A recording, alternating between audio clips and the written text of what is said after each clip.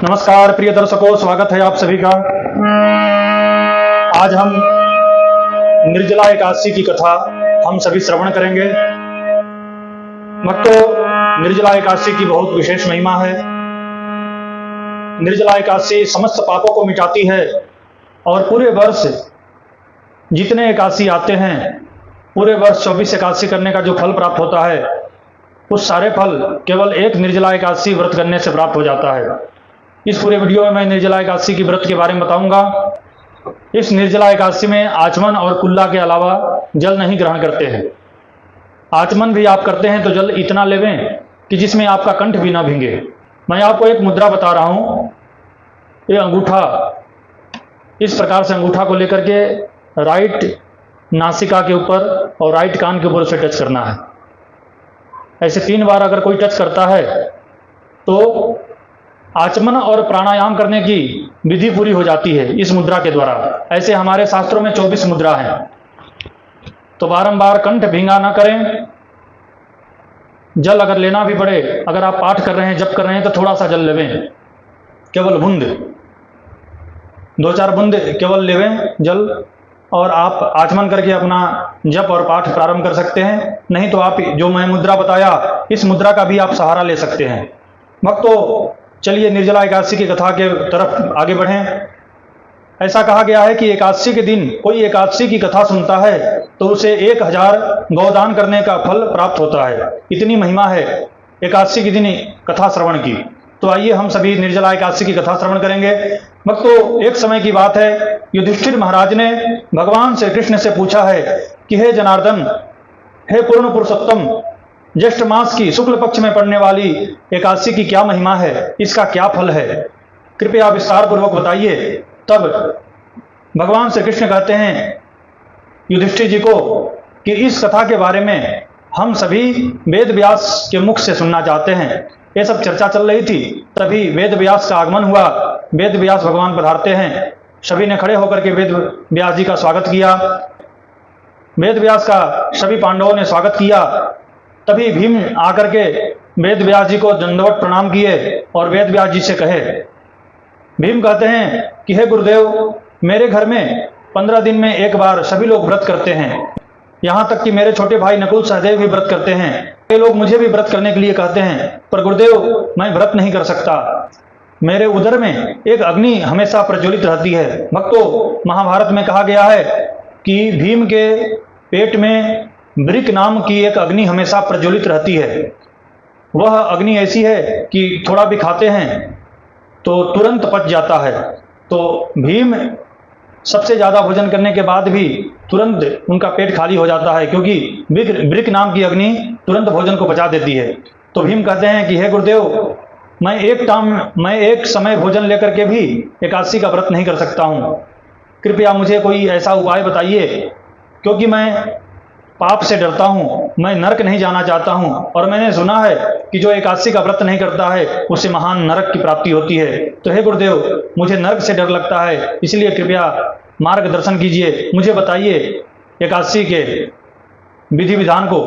तभी वेद व्यास कहते हैं कि हे भीम, अगर तुम महीना की 2 एकादशी नहीं कर सकते हो तो वर्ष में एक बार आने वाली निर्जला एकादशी का व्रत करो। ये व्रत करने से संपूर्ण पूरे वर्ष की एकादशियों का फल प्राप्त होता है। भीम ने कहा कि ये कोई बड़ी बात नहीं है, अगर मुझे एक एकादशी करने से पूरे वर्ष भर एकादशी का फल प्राप्त होगा तो मैं इस एकादशी व्रत अवश्य करूंगा। वेद व्यास जी ने कहा कि भीम, यह व्रत थोड़ा कठिन है। सूर्योदय से लेकर के दूसरे दिन के सूर्योदय तक कंठ में जल भी नहीं जाना चाहिए। आचमन और कुल्ला के अलावा निर्जल एकादशी का व्रत करना होता है, और जो इस प्रकार से व्रत करता है तो उसे 24 और पुरुषोत्तम मास की 26 एकादशी व्रत करने का फल प्राप्त होता है। वेद व्यास जी महाराज एकादशी के बारे में बता रहे हैं कि इस प्रकार से निर्जला एकादशी का व्रत करना चाहिए। एकादशी का जो पारण है, पारण दूसरे दिन सूर्योदय के बाद करें। भगवान का चरणामृत पीने के बाद अपने व्रत को खोलें। ब्राह्मण को भोजन कराने का विधान है, ब्राह्मण पूजन करना चाहिए। ब्राह्मण को स्वर्ण दान, वस्त्र दान, आभूषण दान, घड़े का दान, दक्षिणा दान देकर के ब्राह्मण भोजन कराने के बाद अपने भोजन करें। अगर ऐसा नहीं हो सकता है तो गौदान के निमित्त में, ब्राह्मण दान के निमित्त में कुछ दक्षिणा निकाल लेवें और उसके बाद आप अपना व्रत खोल सकते हैं।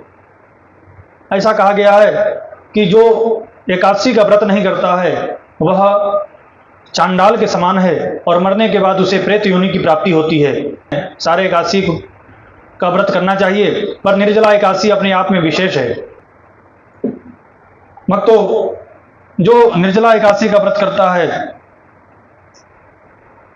उसको यम के दूत कभी उसे यातना देने के लिए नहीं आते हैं। जो निर्जला एकादशी का व्रत करता है उसे तो भगवान विष्णु के सौम्य स्वभाव वाले, पीतांबर धारण करने वाले, सुदर्शन चक्र धारण करने वाले भगवान श्री हरि के दूत उस व्यक्ति को लेने आते हैं और वह भगवान के वैकुंठ धाम को प्राप्त करता है। ऐसा कहा गया है कि जो व्यक्ति निर्जला एकादशी के व्रत के पारण में ब्राह्मण को पादुका दान करता है, चप्पल दान करता है, तो सोने के विमान में बैठकर वह स्वर्ग की प्राप्ति करता है, स्वर्ग को जाता है। नारद पुराण में कहा गया है कि जो एकादशी द्वादशी से संयुक्त होती है उस एकादशी की महिमा करोड़ गुना बढ़ जाता है। दसवीं से युक्त जो एकादशी होती है वो पूरे वर्ष किए गए एकादशी के सारे पुण्य को नष्ट कर देती है, और द्वादशी से युक्त जो एकादशी होती है वो पूरे वर्ष किए जाने वाले एकादशी की महिमा को बढ़ा देती है करोड़ों गुना। ऐसा नारद पुराण में लिखा गया है। भक्तों, ऐसा कहा गया है कि निर्जला एकादशी के बाद भूमि दान, गौदान, वस्त्र दान, दक्षिणा दान, घड़े का दान, घड़े में जल भर करके, शक्कर रख करके, फल रख करके, दक्षिणा रख करके दान किया जाता है। इस प्रकार से जो विधि विधान पूर्वक, निष्ठा श्रद्धा पूर्वक रात्रि जागरण की इसमें महिमा है। भक्तों, जो व्यक्ति निर्जला एकादशी रात्रि जागरण करते हुए, भगवान का कीर्तन करते हुए करता है तो उसे एक प्रहर, 24 मिनट का एक प्रहर होता है, एक एक प्रहर पर 1000 स्वर्ण दान करने का फल उसे प्राप्त होता है।